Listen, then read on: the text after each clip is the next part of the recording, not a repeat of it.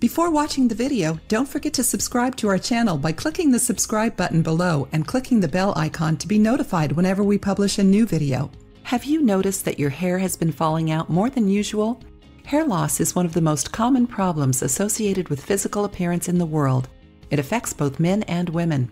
If you have noticed that a small amount of hair has fallen out, either in the shower drain or your brush, just know that this is perfectly normal. However, many times that's not the case.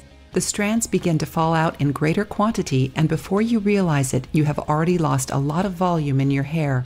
Therefore, it's important to know the difference in hair loss and baldness. Baldness is more common in men and is caused by a powerful hormone which makes your hair thinner and causes it to fall out.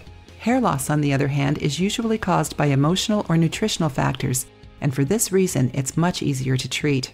Most of the time, the well-being of your hair depends solely on hormonal balance, body nutrition, and psychological factors like stress, depression, and anxiety. Fortunately, there are natural ingredients that, if applied regularly, bring several benefits to your hair without causing adverse effects. One of these ingredients is garlic.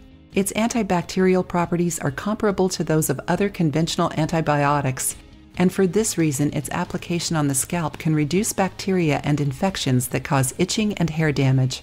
It can also stimulate natural hair growth. Regular use of this oil also promotes blood circulation in the hair and stimulates the growth of hair follicles. Here's how to make your own garlic oil at home and end hair loss in a few days. Ingredients: 2 large garlic cloves, 8 tablespoons of extra virgin olive oil. Instructions: put the ingredients in a pan on the stove and heat them up. Don't let the olive oil and garlic reach a boil. You should just warm them up. When you start to smell the oil, take the pan off the stove. Let the oil cool down and store it in a dark glass. Don't use it on the same day of preparation. Wait for 24 hours. You can apply it twice a week.